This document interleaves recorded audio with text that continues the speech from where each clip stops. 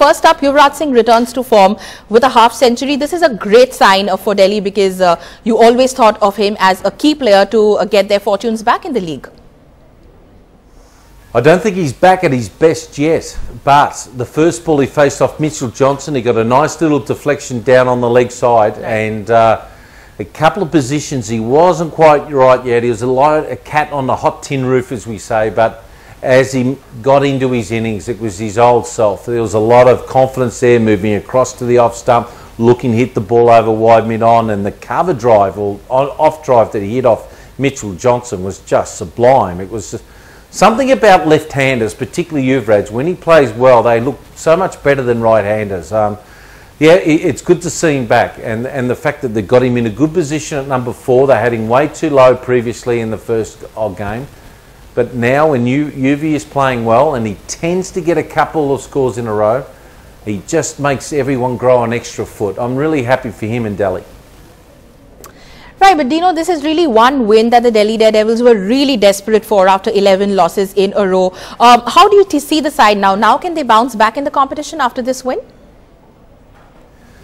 Look, it's amazing. I started to think when they're ever going to win a game, but you could see after their first 2 games, even though they went to the last ball, that you could see they're competitive now compared to what the rubbish that we saw last year.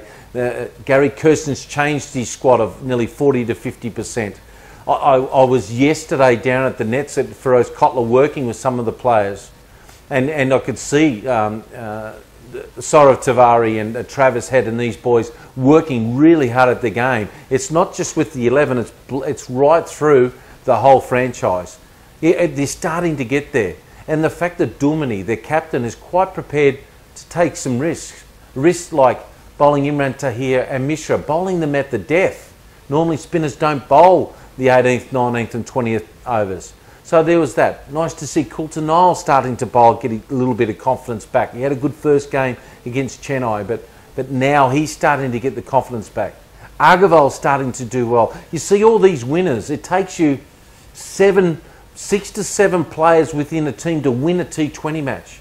You need 6 or 7 winners, and they got that yesterday. So now that all of a sudden they're starting to think, well, come on, we're starting to get along. But I'll tell you what we need. We need Delhiites to get behind their team. I'm fed up of walking around Delhi and they're looking at other teams because they've played rubbish the last few years. There's no doubt about that. But now I can see with a very good coach, Gary Kirsten, and Dumini starting to extract the best out of his team, they're starting to be competitive. So come on, Delhi, get behind your team.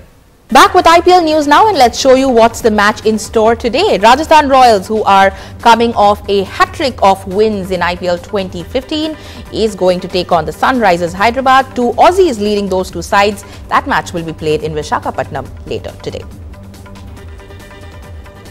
Right, what better than an Australian to talk about that match, which will be led by 2 Aussies. Dino, who have the edge today? Smith, he is seeing the ball like a beach ball. It's amazing the form that this guy's in. As I said previously, over the summer he's made over 1,200 runs in Test matches, World Cups and ODI matches. And he's averaging Brad Maness stuff like 97. Now he's peeled off a brilliant knock. Now you've got Huda, who's got a strike rate, this young kid, of 222. Now what we mean by strike rates is that it's 222 runs per 100 balls. That's flying. That's unbelievable stuff. So, and Rahane started to get some runs. Now, this is going to be a ripper of a match. Almost probably up to now could be the match of the actual IPL. Who's going to win? I'm going to stick to Rajasthan's going to win this game because of their form at the moment, and they're firing on all counts. And the fact that they can't get Shane Watson in their team. So we'll find out how good the Sunrisers are, but don't count them out. They're trying to win this from the very get-go, from the good ball.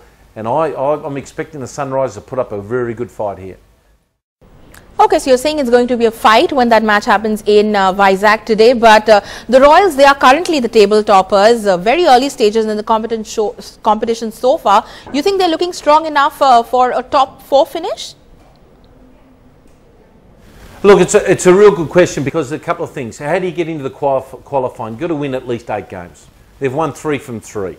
Okay, so now they just got to find another, obviously another 5 from the next 12 or so. Yeah, if they get this win here, they definitely will make, I think, well, almost sure that they'll find another 4 wins somewhere, particularly when they play at home, because they're very difficult to play at home.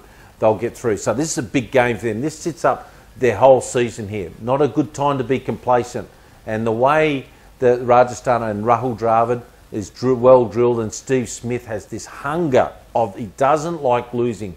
So all in all, this I'm expecting the Rajasthan Royals to actually come out. Right, but Dino, the Rajasthan Royals, we've seen they're quite a force to, reckon with in Jaipur when they're playing their home games.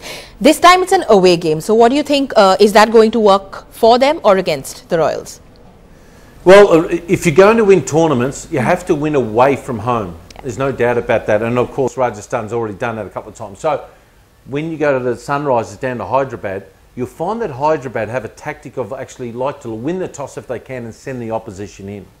Now that's an interesting call, and the reason why they do that well is that they restrict, on average, the last 3 IPLs, they restrict their teams to only 150, 152.